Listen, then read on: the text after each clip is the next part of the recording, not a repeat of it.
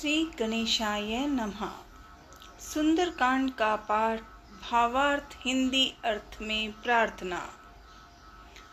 शांत, सनातन, सप्रमेय, प्रमाणों से परे, निष्पाप, मोक्ष रूप, परम शांति देने वाले ब्रह्मा, शंभु और शेष जी से निरंतर सेविक, वेदांत के द्वारा जानने योग्य, सर्वव्यापक देवताओं में सबसे बड़े, माया से मनुष्य रूप में दिखाने वाले, समस्त पापों को हरने वाले, करुणा की खान, रघुकुल श्रेष्ठ तथा राजाओं के शिरोमणि राम कहलाने वाले जगदीश्वर जी की मैं वंदना करता हूँ।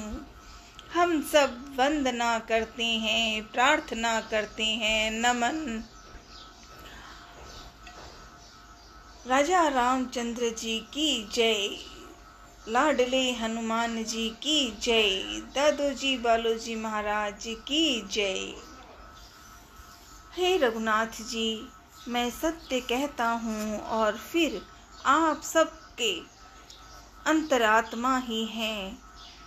सब जानते ही हैं कि मेरे हृदय में दूसरी कोई इच्छा नहीं है। हे रघुकुल श्रेष्ठ, मुझे अपनी निर्भरा भक्ति दीजिए और मेरे मन को काम आदि दोषों से रहित कीजिए। अतुल बल के धाम, सोने के पर्वत, सुमेरु के समान कांति युक्त शरीर वाले दैत्य रूपी वन को ध्वंस करने के लिए अग्नि रूप, ज्ञानियों में अग्रगण्य, संपूर्ण गुणों के निधान, वानरों के स्वामी श्री रघुनाथ जी के प्रिय भक्त, पवन पुत्र श्री हनुमान जी को मैं प्रणाम करता हूँ। हम सब प्रणाम करते हैं। लाडले हनुमान, कोटि कोटि नमन। जय श्री राम, जय हनुमान, जय अखाराम, राधे राधे, जय श्री श्याम। ओम नमः शिवाय। जामवंत के वचन सुहाए, सुने हनुमंत हृदय अति भाए। जामवंत जी के सुंदर वचन सुनकर हनुमान जी के हृदय को बहुत ही भाए। वे बोले, हनुमान जी बोले, हे भाई, तुम लोग दुख सहकर, कंद मूल फल खाकर तब तक मेरी राह देखना जब तक मैं सीता जी को देखकर लौट ना आऊं। काम अवश्य होगा, क्योंकि मुझे बहुत ही हर्ष हो रहा है। यह कहकर और सबको मस्तक नवाकर तथा हृदय में श्री रघुनाथ जी को धारण करके हनुमान जी हर्षित होकर चले। समुद्र के तीर पर एक सुंदर पर्वत था। हनुमान जी खेल से ही, अनायास ही कूदकर अपने ऊपर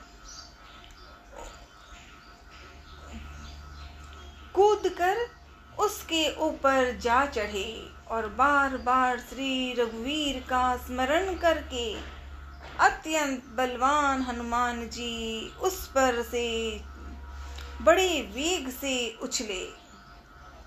जिस पर्वत पर हनुमान जी पैर रखकर चले, जिस पर से वे उछले, वह तुरंत ही पाताल में धंस गया।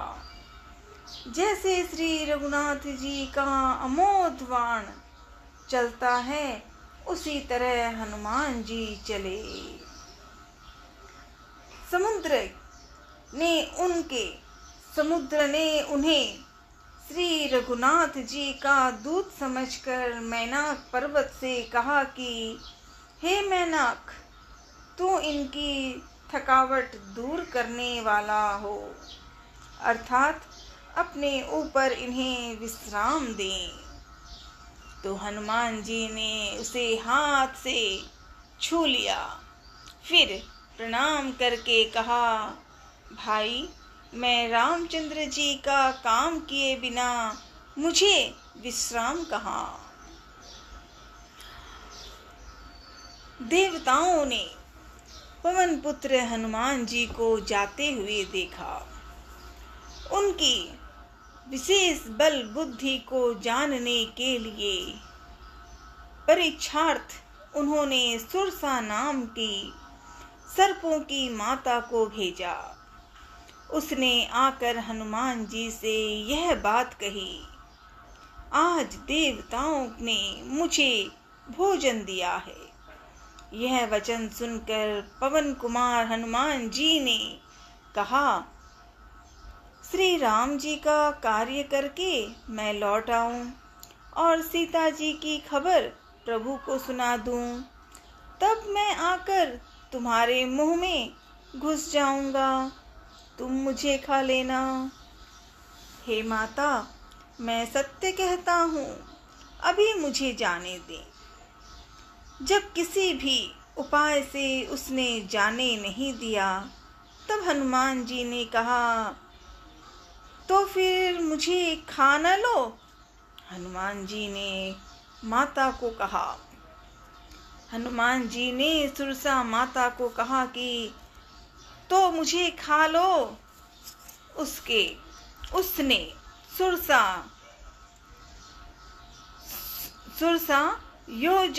योजन भर 4 कोस में मुंह फैलाया। तब हनुमान जी ने अपने शरीर को उससे दूना बढ़ा दिया। सुरसा ने 16 योजन का मुख किया, तो हनुमान जी ने तुरंत ही 32 योजन के हो गए। जैसे जैसे सुरसा मुंह का विस्तार बढ़ाती थी, हनुमान जी उसका दूना रूप दिखलाते थे। उसने मतलब सुरसा माँ ने 100 योजन 400 कोस का मुख किया। तब हनुमान जी ने बहुत ही छोटा रूप धारण कर लिया और तुरंत उसके मुंह में घुसकर तुरंत फिर बाहर निकल आए और उसे सिर नवाकर प्रेम से वो विदा मांगने लगे। उसने मतलब सुरसा माँ ने कहा, मैंने तुम्हारी बुद्धि बल का भेद पा लिया, जिसके लिए देवताओं ने मुझे भेजा था। तुम श्री रामचंद्र जी का सब कार्य करोगे, क्योंकि तुम बल बुद्धि के भंडार हो। यह आशीर्वाद देकर वह चली गई। तब हनुमान जी हर्षित होकर चले। समुद्र में एक राक्षसी रहती थी और राक्षसी वह माया करके आकाश में उड़ते हुए पक्षियों को पकड़ लेती थी। आकाश में जो जीव जंतु उड़ा करते थे, वह जल में उनकी परछाई देखकर उस परछाई को पकड़ लेती थी, जिससे वे उड़ नहीं सकते थे और जल में गिर पड़ते थे। इस प्रकार वह सदा आकाश में उड़ने वाले जीवों को खाया करती थी। उसने वही छल हनुमान जी से भी किया। हनुमान जी ने तुरंत ही उसका कपट पहचान लिया।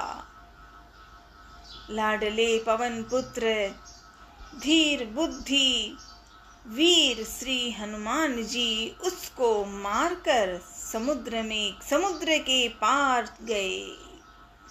वहां जाकर उन्होंने वन की शोभा देखी। मधु, पुष्प, रस, रस के लोभ से भंवरे गुंजार कर रहे थे। अनेकों प्रकार के वृक्ष फल फूल से शोभित हैं। पक्षी और पशुओं के समूह को देखकर तो वे मन में बहुत ही प्रसन्न हुए। सामने एक विशाल पर्वत देखकर हनुमान जी भय त्याग कर उस पर दौड़कर जा चढ़े। भोलेनाथ शिव जी कहते हैं, हे उमा, इसमें बानर हनुमान जी कुछ बढ़ाई नहीं है। यह प्रभु का प्रताप है जो काल को भी खा जाता है। पर्वत पर चढ़कर उन्होंने लंका देखी। हनुमान जी ने देखी। बहुत ही बड़ा सुंदर रूप किया है, कुछ कहा नहीं जा सकता। वह अत्यंत ऊंचा और उसके चारों ओर समुद्र हैं। सोने के परकोटे चार दीवारी का परम प्रकाश हो रहा है। विचित्र मणियों से जड़ा हुआ सोने का परकोटा है। उसके अंदर बहुत सुंदर सुंदर घर, विशाल नगर है। चौराहे, बाजार, सुंदर मार्ग, आलीशान महल और गलियां है। सुंदर नगर बहुत प्रकार से सजा हुआ है। हाथी, घोड़े, खच्चरों के समूह तथा पैदल और रथों के समूहों को कौन गिन सकता है। अनेक अनेक रूपों के राक्षसों के दल हैं। उनकी अत्यंत बलवती सेना वर्णन करते नहीं बनती। वन, बाग, उपवन, बगीचे, फुलवाड़ी, तालाब, कुएं और बावलियां सुशोभित है। मनुष्य, नाग, देवताओं और गंधर्वों की कन्याएं अपने सौंदर्य से मुनियों के भी मन को मोहे लेती है। कहीं पर्वत के समान विशाल शरीर वाले बड़े ही बलवान मल्ल पहलवान गरज रहे हैं। वे अनेकों अखाड़ों में बहुत प्रकार से भिड़ते और एक दूसरे को ललकारते हैं। भयंकर शरीर वाले करोड़ों योद्धा यत्न करके बड़ी सावधानी से नगर की और चारों दिशाओं में सब ओर से रखवाली करते हैं। कहीं दुष्ट राक्षस भैंसों, मनुष्यों, गायों और बकरों को खा रहे हैं। संत तुलसीदास जी इनकी कथा इसीलिए कुछ थोड़ी सी कही है क्योंकि वे निश्चय ही श्री रामचंद्र जी के वाण रूपी तीर्थ में शरीरों को त्याग कर परम गति पावेंगे। जय सिया राम, जय जय सिया राम। नगर के बहुसंख्यक रखवालों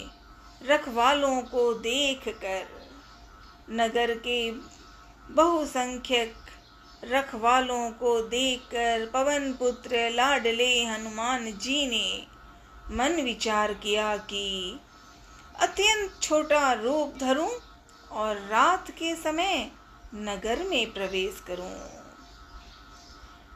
मसक समान रूप कपि मसक समान रूप कपि धरी, लंक ही चलेऊ सुमिर नर हरहि। श्री राम के दुलारे पवन पुत्र हनुमान जी मच्छर के समान छोटा सा रूप धारण कर नर रूप से लीला करने वाले भगवान श्री रामचंद्र जी का स्मरण करके लंका को चले। लंका के द्वार पर लंकिनी नाम की एक राक्षसी आ गई। वह बोली, मेरा निरादर करके बिना मुझसे पूछे कहाँ जा रहे हो? हे मूर्ख, तूने मेरा भेद नहीं जाना। जहाँ तक जितने चोर हैं वे सब मेरे आहार हैं। महाकपि हनुमान जी ने उसे एक घूंसा मारा, जिससे वह खून की उल्टी करती हुई पृथ्वी पर लुढ़क पड़ी। वह लंकिनी फिर अपने को संभाल कर उठी और डर के मारे हाथ जोड़कर विनती करने लगी। वह बोली, रावण को जब ब्रह्मा जी ने वर दिया था तब चलते समय उन्होंने मुझे राक्षसों के विनाश की यह पहचान बता दी थी कि जब तू बंदर के मारने से व्याकुल हो जाए तब तू राक्षसों का संहार हुआ जान लेना। हे तात, मेरे बड़े पुण्य है जो मैं श्री रामचंद्र जी के दूत यानी आप हनुमान जी आपको नेत्रों से देख पाई। हे तात, स्वर्ग और मोक्ष के सब सुखों को तराजू के एक पलड़े में रखा जाए तो भी वे सब मिलकर दूसरे पलड़े पर रखे हुए उस सुख के बराबर नहीं हो सकते जो लव क्षण मात्र के सत्संग से होता है। ओम नमः शिवाय बोले, ओम नमः शिवाय। अयोध्यापुरी के राजा श्री रघुनाथ जी को हृदय में रखे हुए नगर में प्रवेश करके सब काम कीजिए। लंकिनी माता ने हनुमान जी को समझ गई और उन्हें श्री राम की ब्रह्मा जी की याद आई। लंकिनी ने कहा, उसके लिए विष अमृत हो जाता है, शत्रु मित्रता बनने लगते हैं, समुद्र गाय के खूर के बराबर हो जाता है, अग्नि में शीतलता आ जाती है। और हे गरुड़ जी, सुमेरु पर्वत उसके लिए रज के समान हो जाता है। जिसे श्री रामचंद्र जी ने एक बार कृपा करके देख लिया, तब हनुमान जी ने बहुत ही छोटा रूप धारण किया और भगवान का स्मरण करके नगर में प्रवेश किया। उन्होंने एक एक प्रत्येक महल की खोज की, जहां तहां असंख्य योद्धा देखे। फिर वे रावण के महल में गए। वह अत्यंत विचित्र था, जिसका वर्णन नहीं किया जा सकता। हनुमान जी ने उस रावण को शयन किए देखा, परंतु महल में जानकी जी, सीता माँ कहीं नहीं दिखाई दी। फिर एक सुंदर महल दिखाई दिया। वहां उसमें भगवान का एक अलग मंदिर बना हुआ था, और वहां उस महल में श्री राम जी के आयुक्त धनुष्वान के चिन्हों से अंकित थे। उसकी शोभा वर्णन नहीं की जा सकती। वहां नवीन नवीन तुलसी के वृक्ष समूहों को देखकर कपिराज श्री हनुमान जी हर्षित हुए, खुश हुए। हनुमान जी उस महल की सुंदरता और श्री रामचंद्र जी की धनुष्वान के अंकित चिन्हों को देखकर बहुत खुश हुए। ओम नमः शिवाय बोले। ओम नमः शिवाय। अब हनुमान जी ने वो लंका में ही अंकित के चिन्हों में ऐसा देखा, जहां श्री राम जी का धनुष्वान सजा हुआ। लंका निश्चर निकर निवासा, यहाँ कहाँ सज्जन करवासा। अब हनुमान जी विचार करते हैं कि लंका निश्चर निकर निवासा, लंका तो राक्षसों के समूह का निवास स्थान है। यहाँ सज्जन साधु पुरुष का निवास कहाँ? प्रश्न मन में आया उनके। हनुमान जी मन में इस प्रकार तर्क करने लगे। उसी समय विभीषण जी, रावण का छोटे भाई विभीषण जी जागे। उन्होंने राम नाम का स्मरण किया। हनुमान जी उन्हें सज्जन जाना और हृदय में हर्षित हुए। हनुमान जी ने विचार किया कि इनसे हट करने अपने ओर से ही परिचय करूंगा, क्योंकि साधु से कार्य की हानि नहीं होती, प्रस्तुत लाभ ही होता है। तो ब्राह्मण का रूप धरकर हनुमान जी ने उन्हें वचन सुनाए, पुकारा। सुनते ही विभीषण जी उठकर वहां आए, प्रणाम करके कुशल पूछी और कहा कि हे ब्राह्मण देव, अपनी कथा समझाकर कहिए, क्या आप हरि भक्तों में से कोई हैं? क्योंकि आपको देखकर मेरे हृदय में अत्यंत प्रेम उमड़ रहा है। अथवा क्या आप दीनों से प्रेम करने वाले स्वयं श्री रामचंद्र जी ही हैं, जो मुझे बड़भागी बनाने घर बैठे दर्शन देकर कृतार्थ करने आए हैं?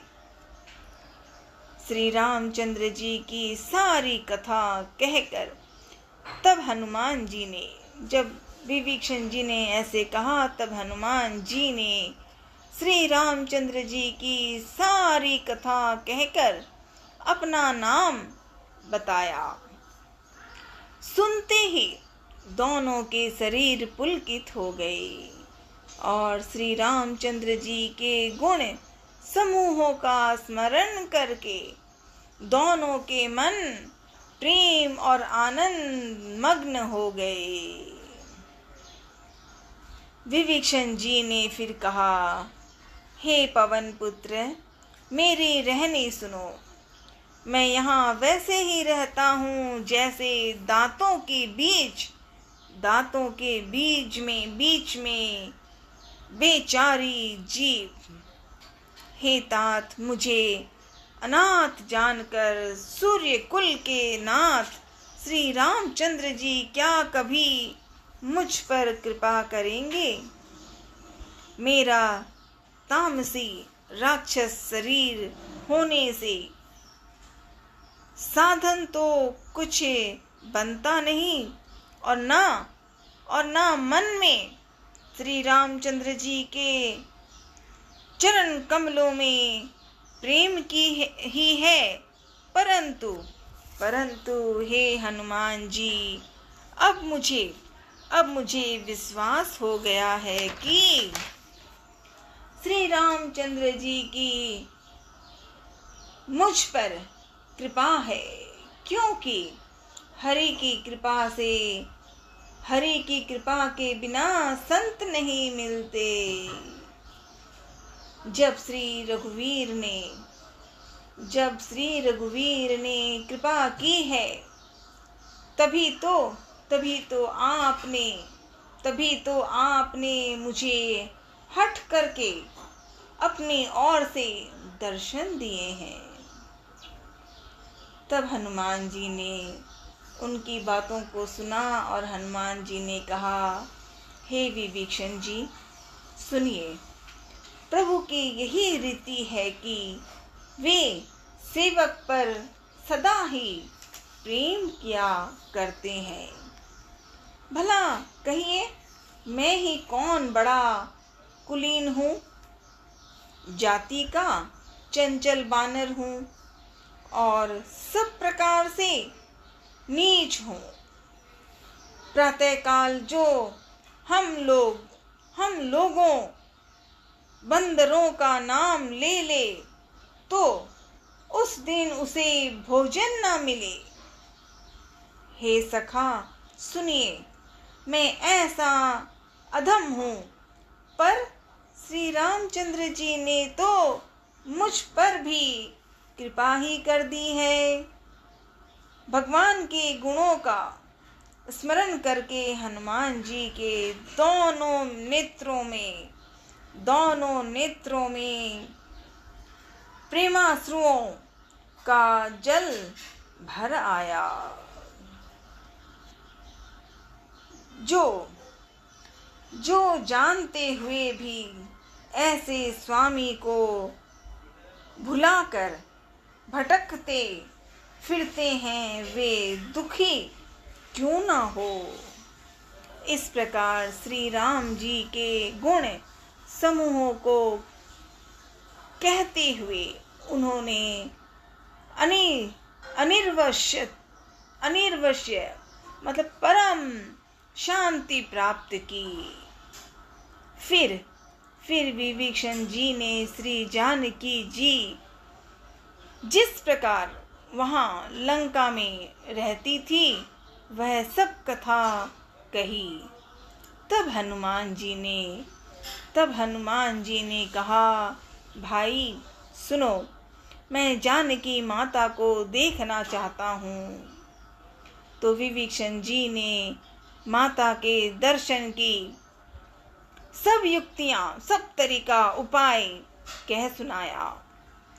तब हनुमान जी विदा लेकर चले। फिर वही ब्राह्मण बने हुए थे ना, तो फिर से छोटे बंदर पहले का मसक सरीखा रूप धरकर वहां गए, जहां अशोक वन के जिस रास्ते में सीता जी रहती थी। सीताराम हनुमान, सीताराम हनुमान, सीताराम हनुमान। सीता जी को देखकर हनुमान जी ने उन्हें मन ही मन में प्रणाम किया। उन्हें बैठे ही बैठे रात्रि के चारों पहर बीत जाते हैं। शरीर पुलकित हो जाता है, शरीर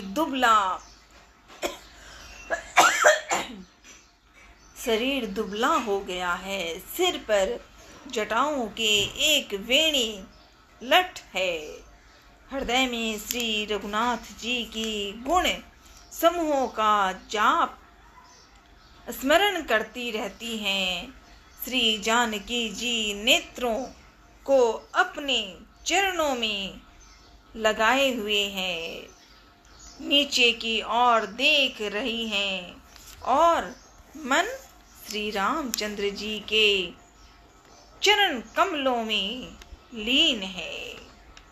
जानकी जी को दीन दुखी देखकर पवन पुत्र लाडले हनुमान जी का बहुत ही मन दुखी हो गया।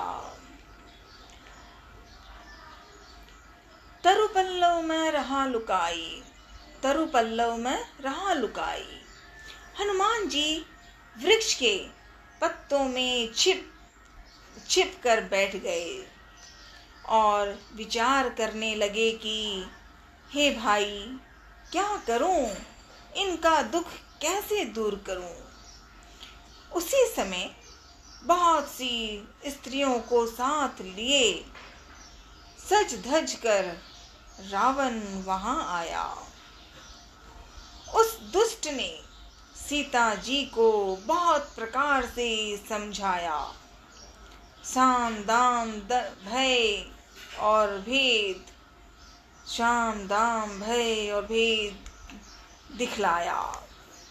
रावण ने कहा, हे सुमुखी सुनो, मंदोदरी आदि सभी रानियों को मैं तुम्हारी दासी बना दूंगा।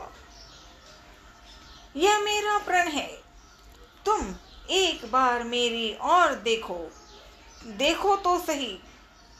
तब सीता माँ ने अपने परम स्नेही कौशलाधीश जी श्री रामचंद्र जी का स्मरण करके जानकी जी तिनके की आड़ पर्दा करके कहने लगी, हे दसमुख, जुगनू के प्रकाश से कभी कमलिनी खिल सकती है।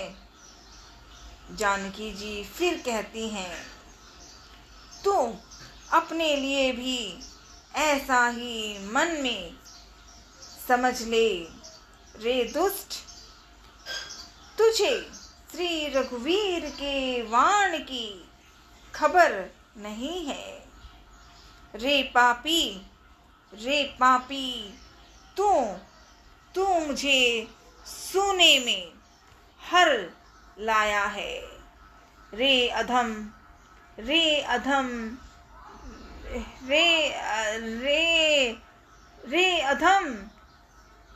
निर्लज, तुझे लज्जा नहीं आती। अपने को जुगनू के समान और रामचंद्र जी को सूर्य के समान सुनकर और सीता जी के कठोर वचनों को सुनकर रावण तलवार निकालकर बड़े गुस्से से आकर बोला, सीता ते मम कृत अपमाना। रावण ने कहा, सीता ते मम कृत अपमाना, कटिहूं तब सिर कठिन कृपाणा। रावण ने कहा, सीता, तूने मेरा अपमान किया है, मैं तेरा सिर इस कठोर कृपाण से काट डालूंगा। नहीं तो अब भी जल्दी मेरी बात मान ले रे सुमुखी, नहीं तो जीवन से हाथ धोना पड़ेगा, रावण ने कहा। तो सीता माँ ने कहा, हे दशग्रीव, हे दशग्रीव, प्रभु की भुजा जो श्याम कमल की माला के समान सुंदर और हाथी की सूंड के समान पुष्ट और विशाल है, या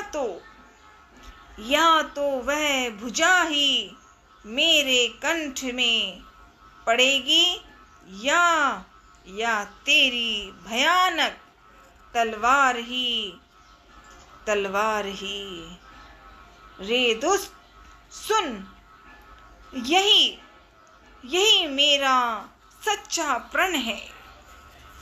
सीता जी कहती हैं, फिर सीता जी कहती हैं, हे चंद्रहास तलवार, श्री रघुनाथ जी के विरह की अग्नि से उत्पन्न मेरी बड़ी भारी जलन को तू हर ले।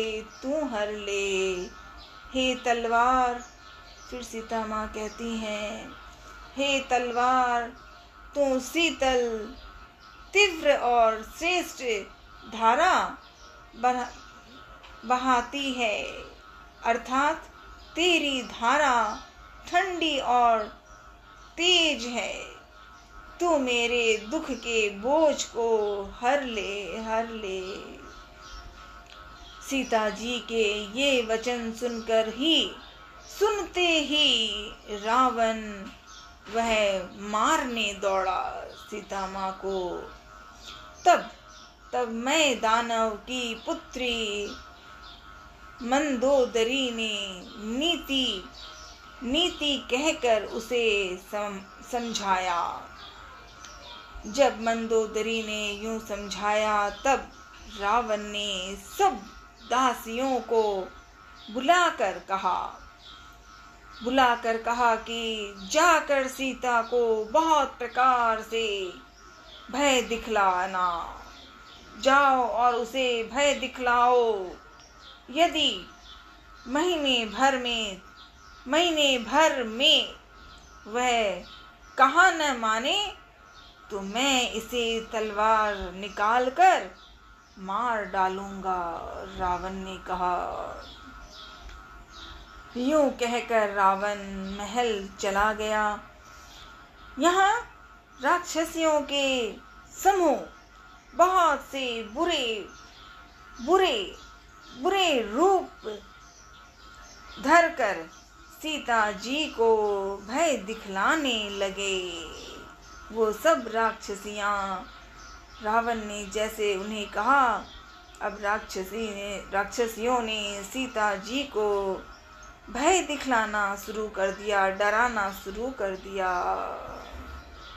ओम नमः शिवाय भोले, ओम नमः शिवाय, ओम नमः शिवाय भोले, ओम नमः शिवाय, ओम नमः शिवाय।